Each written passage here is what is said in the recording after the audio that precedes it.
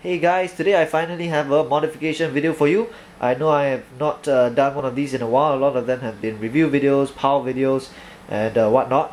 But anyway, I know a lot of the mods I have done lately actually are very repetitive, so I did not actually, so some of them I have not either put up, or those that I have put up aren't exactly new. So a lot of them have been just replicated off somebody's modification, or other mods that have been done that I just compiled together. So long story short, nothing new there. And for today's blaster, it's not exactly new as well, but it has not been done all that often, and I actually encompass something a little bit different into some of my modifications. Anyway, let me just show it to you. Today I have my modified Star Wars Rebel Trooper blaster, and why do I say this is slightly different is because some of the mods that have been done to this blaster so far that are on the forums, one is by Dizzy Duck, if I'm not wrong. Okay, the other, I've kind of forgot who did the other one, but I do recall actually referring to both of their write-ups, which I'll actually place in the description box below, because I did reference some of the mods to actually put inside this modification. So yeah, what I did do differently is that inside here I'm actually using a 1-inch PETG tube. It looks something like this. Okay, this is the PETG tube. It says 1-inch thin wall. I do believe this is from Petco or something like that.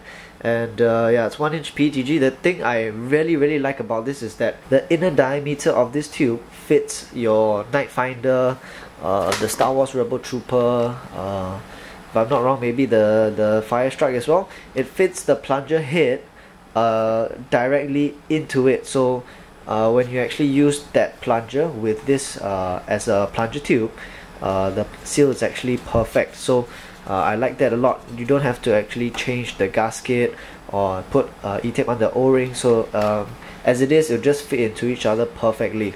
So other modifications I did, so it has a 1-inch PETG plunger tube. If I'm not wrong, I used the K26 spring. I'm not too sure of its length, but I just cut it down to fit inside the plunger tube from the plunger head all the way to the catch, the rest. Okay, for Dizzy Duck, what he actually did was he actually combined two NF plunger tubes together, which in some cases can be better, but for those of you who can actually get access to this, I would strongly recommend using this instead.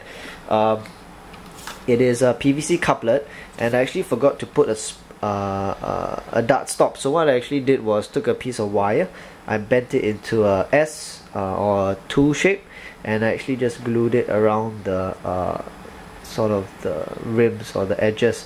So now it's actually super glued in place. Thereafter, I actually bolted it so that the plunger tube would not move, and from the top itself I cut off the scope. Reason being because opening this blaster up is a bitch, and it's very hard to open. You actually have to cut off the top part. So after I cut it off, I did not really want to glue back the scope. So what I did instead was I had a spare rails on hand, which I actually just cut off and glued it to the top of this. So now you can actually attach some of your attachments on it. Maybe like a long shot scope. I couldn't find a blue one. I do have a blue one, but can't really find it.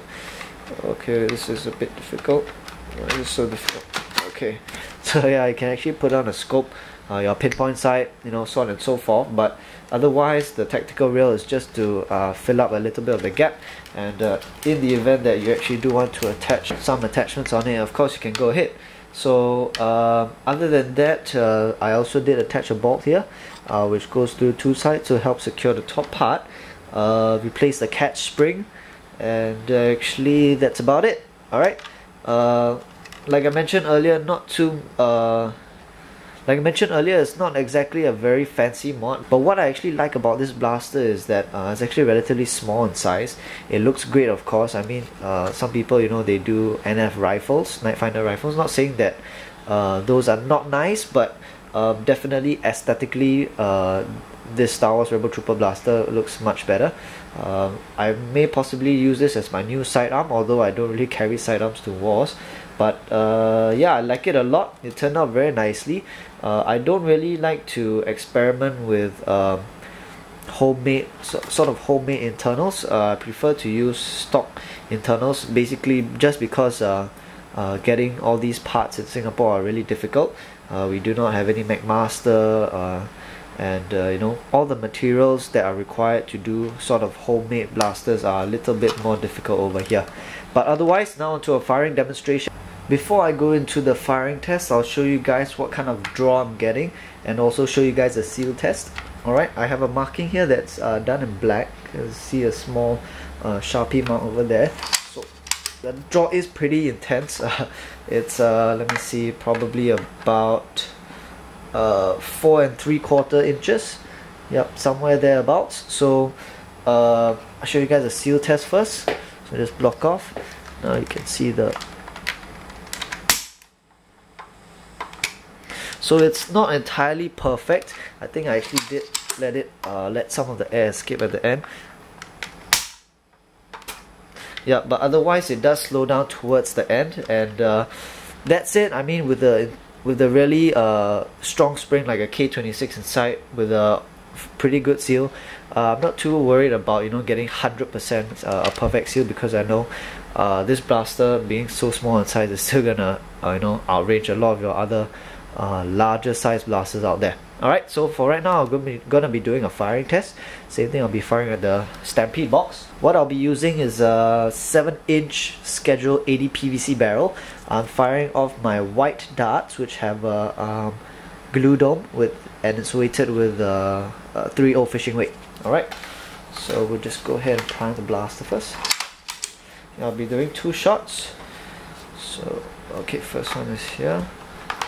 Let me just place in the second dart. Okay, we'll be firing at the box. Okay, second one.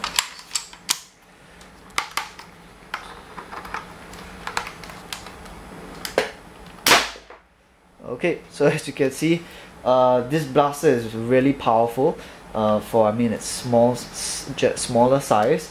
With glue domes, you can easily penetrate cardboard. With a slightly short barrel, ideally I think it can take maybe about a 10-inch CPVC to Schedule 80 PVC barrel.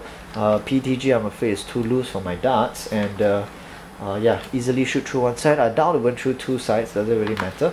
But anyway, I really like this mod a lot because I do not really change so much of the aesthetics. The plunger handle is still the same. The front portion still. I did have to saw off part of this. I believe it was slightly longer, and the reason I had to do so is because my coupler that I'm using, PVC, unfortunately could not fit in the front portion, so now it looks like this. Alright, otherwise for you guys who use CPVC couplers, I guess it should easily fit in the front portion without much shell work. You also do have to trim out some of the internals in this area to fit in your new plunger tube. Otherwise, the mod is pretty straightforward. Like I mentioned, I will paste the links in the description box below in case you guys want to know how to do it. Otherwise, it was a pretty fun mod. I liked how it turned out, and I mean, if you guys do have one of these on hand, you do have 1-inch PETG, by all means go ahead. Leave comments below. I mean, I want you guys to tell me what do you think about this mod. Would you rather do this or a Night Finder rifle? Yeah, so let me know in the comment section below, and if you guys have any questions, you can PM me. Otherwise, thanks for watching.